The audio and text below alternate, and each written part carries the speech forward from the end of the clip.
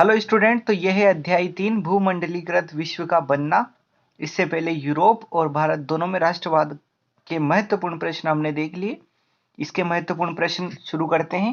तो देखिए, पहला प्रश्न, 17वीं सदी से पहले होने वाले आदान प्रदान के दो उदाहरण देने हैं।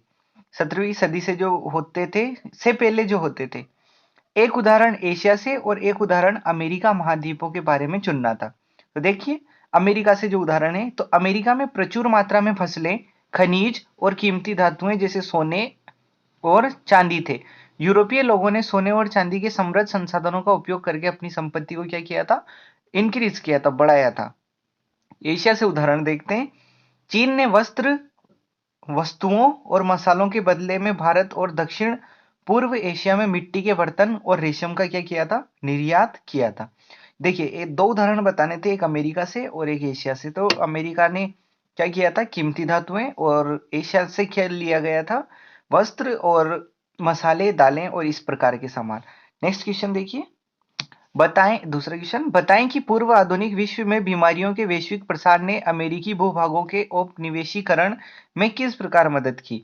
तो देखिए इसका आंसर, पूर्व आधुनिक दुनिया में बीमारी के वैश्विक प्रसार ने अमेरिका में उपनिवेशीकरण में मदद की, क्योंकि मूल निवासियों के पास यूरोप से आने वाली इन बीमारियों के खिलाफ कोई प्रतिरोधक क्षमता नहीं थी। जैसे जो हैजा और चेचक जैसी जो बीमारियां थी, इन बीमारियों से लड़ने के लिए यूरोप वासियों के पास कोई प्रतिरोधक जो इम्यूनिटी सिस्टम है उनका, वो कुछ भी नहीं था।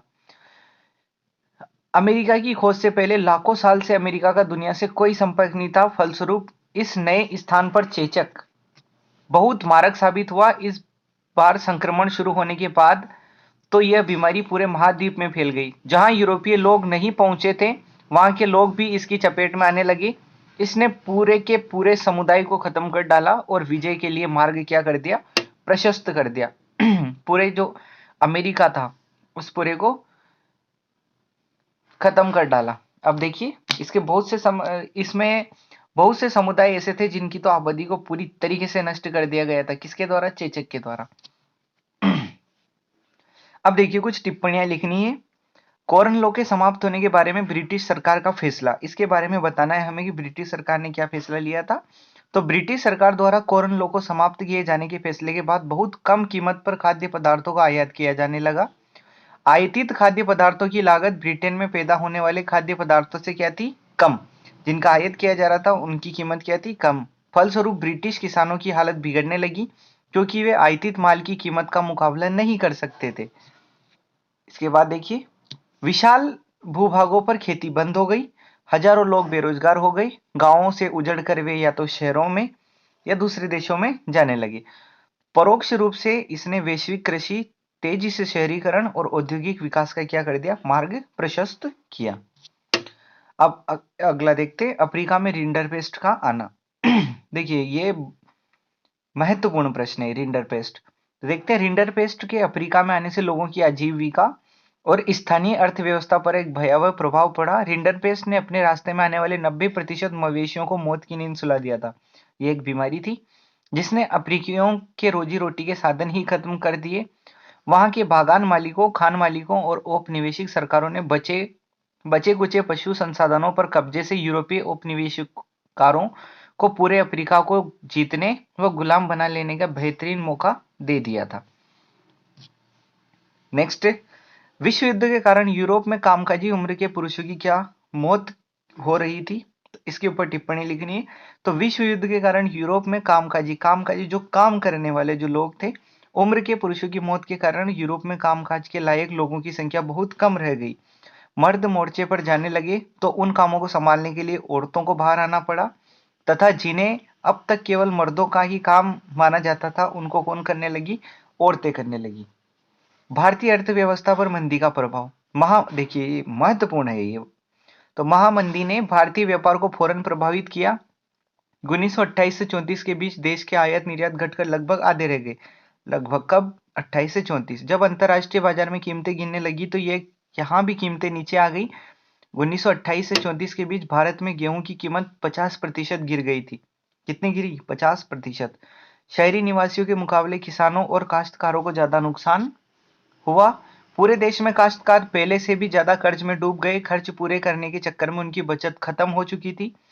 जमीन सूदखोरों के पास गिरवी पड़ी थी। सूदखोरों के पास गिरवी पड़ी थी। घर में जो भी गहने जेवर थे वो बिक चुके थे। मंदी के इन्हीं सालों में भारत कीमती धातुओं, खास तौर से सोने का निर्यात करने लगा था।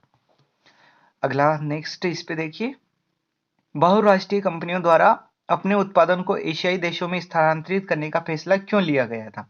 तो उद्योगों को कम वेतन वाले देशों में ले जाने से वैश्विक व्यापार और पूंजी प्रवाहों पर भी असर पड़ा।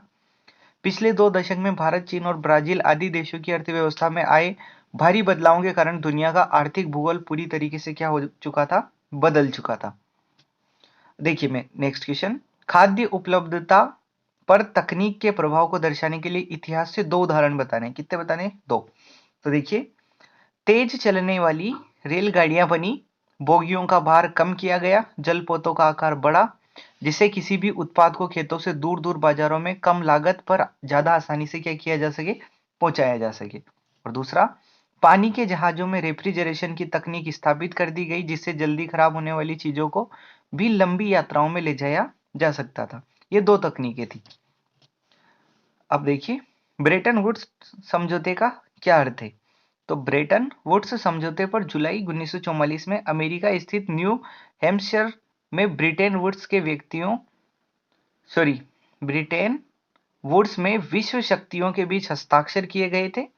इसने अंतर्राष्ट्रीय मुद्रा कोष की स्थापना बाहरी अधिशेषों और अपने सदस्य देशों के घाटे से निपटने के लिए की और अंतर्राष्ट्रीय पुनर्निर्माण एवं विकास बैंक की स्थापना युद्धोत्तर पुनर्निर्माण के लिए पैसे का इंतजाम करने के लिए की गई। 2 बैंकों की स्थापना की गई थी, एक तो अंतर्राष्ट्रीय मुद्रा कोष और एक और क्या था? अंतर्राष्ट्रीय पुनर्निर्माण एवं विकास बैंक की स्थापना।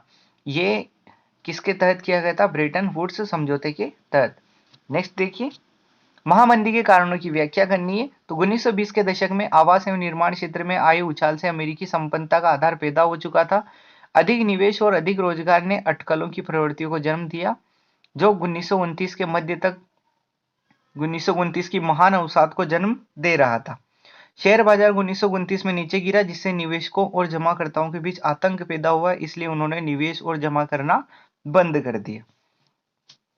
बैंकों की विफलता, जब लोगों ने अपनी सभी संपत्ति वापस ले ली तो कुछ बैंक तो क्या हो गए थे? बंद हो गए। और कुछ बैंकों ने डॉलर के गिरते मूल्य के बावजूद उसी डॉलर की दर से ऋण वसूला।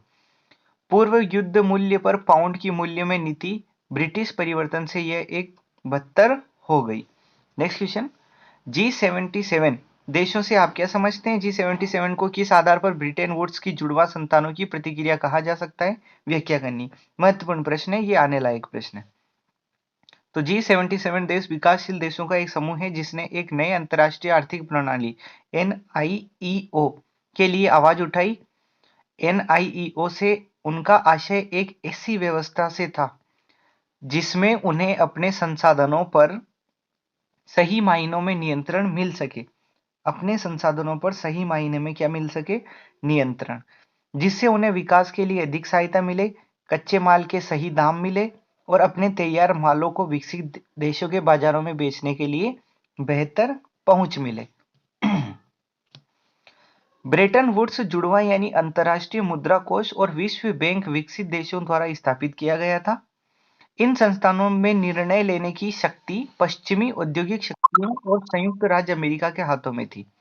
इन संस्थानों को औद्योगिक देशों की वित्तीय जरूरतों को पूरा करने के लिए स्थापित किया गया था और पूर्व औपनिवेशिक देशों और विकासशील देशों में गरीबी और विकास की कमी से कोई लेना देना नहीं था। विकासशील देशों की जरूरतों को पूरा करने के लिए G77 बनाया। देखिए किसके लिए बनाया गया था? विकासशील देशों के लिए, और जो गरीब और कम विकसित थे उनके ऊपर कोई ध्यान नहीं दिया गया।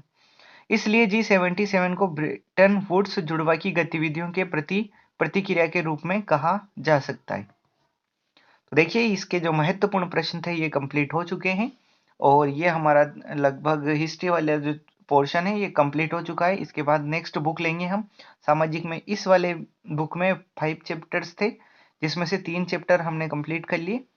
मिलते हैं नेक्स्ट वीडियो में, और इन वीडियो को अपने दोस्तों तक जरूर शेयर करें ताकि वो भी इस फ्री क्लास का फायदा उठा सके, और चैनल पर नए हो तो सब्सक्राइब जरूर कर लें। मिलते हैं नेक्स्ट वीडियो।